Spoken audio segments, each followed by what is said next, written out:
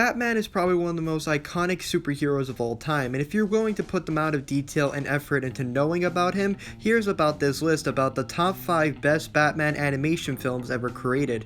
Now, throughout most of the 52 universe, Batman is somewhat non-special, as clearly he's not as strong as the previous ones we've gone over a list, and he's probably the most dumbest by to date, considering of the main course of villains knowing who Bruce Wayne really is. Not kidding, that actually happens throughout the film. True and hopeful downside to this whole thing, it has to be the act of his voice. There's no really characterization around a certain tone what he represents, and during each feature of a Batman, the voice is very important. For example, it proves the evolution of what Batman represents, either with the key of mystery with sophistication, or with the key of hatred against one another or going too far. That is Batman in the active comics and previous movies we have seen up until now. However, this one, there's nothing too different around his voice. It just sounds the same way as Bruce Wayne and Batman. And another important feature, why does Bruce Wayne looks like he's 31, where equally in the comics he looks like in his late 40s or early 50s? And guys, believe it or not, the equal stress of design that Bruce Wayne has in the comics represents what he has inside of him. It equally proves how much stress he's gone to between the acts of Batman and of course keeping his covers as Bruce Wayne.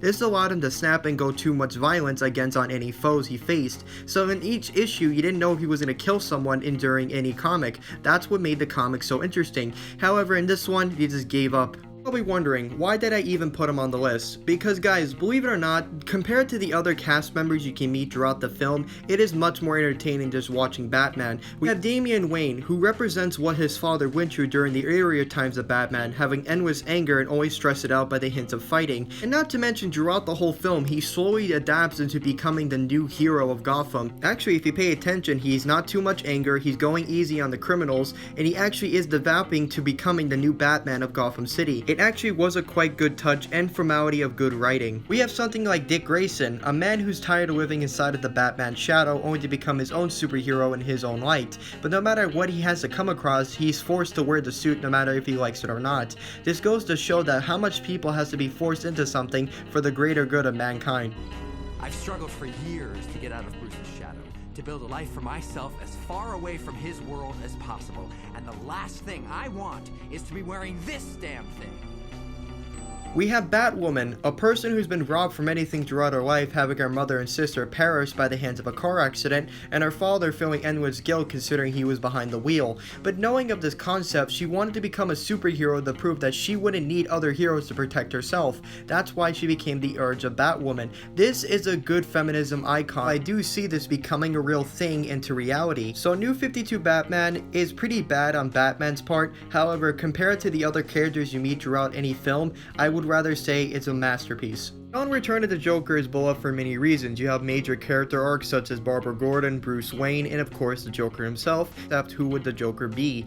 You have to look at Tim, how he had to suffer by the hands of the Joker himself.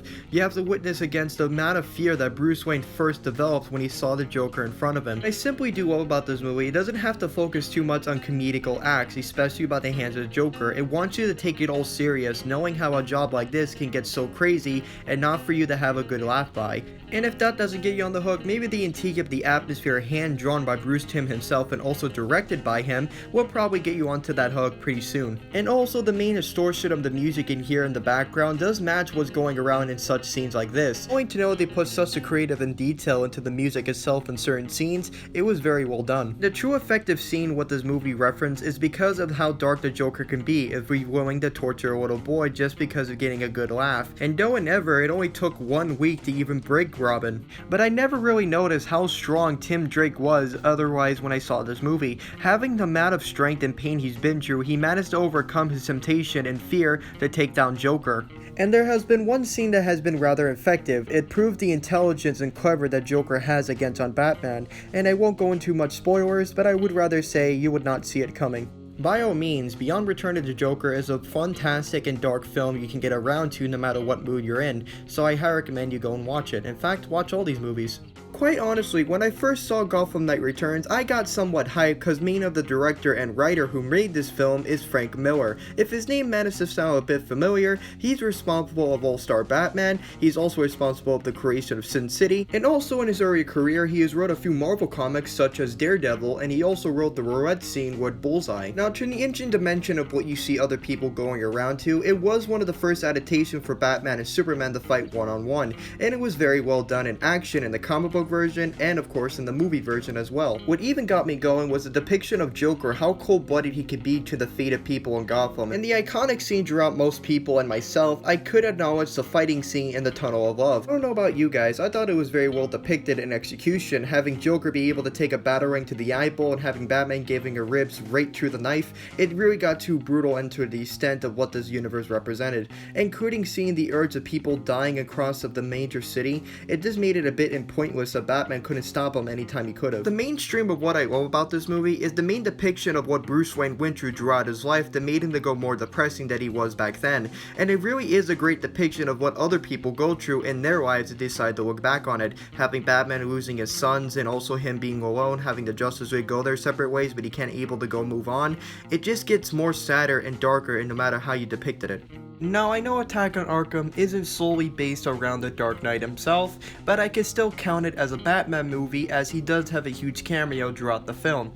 Now, Suicide Squad Attack on Arkham was beloved for many reasons, for the critique of animation, characterization with the hint of Bullseye, and the expert comedic relief that the Joker brings throughout half of the film. But quite honestly, this is the first adaptation of a movie video game into the Batman universe. Now, as most of you know, this is based off into the Arkham universe, such as Arkham Knight, Arkham Asylum, Arkham City, we all know the certain gifs, and tragically Arkham Origins.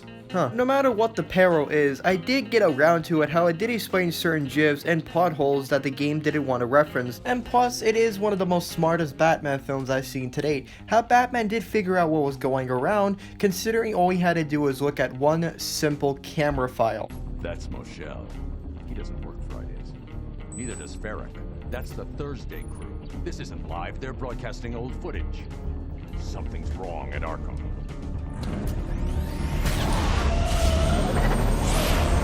That's how smart Batman could be able to do. And typically, as usual, what a rather effective scene of Batman taking down each villain one by one is quite effective on its own, proving his fruition of strength and sophistication, meaning that it actually feels of a hero I can see in real life helping others in need.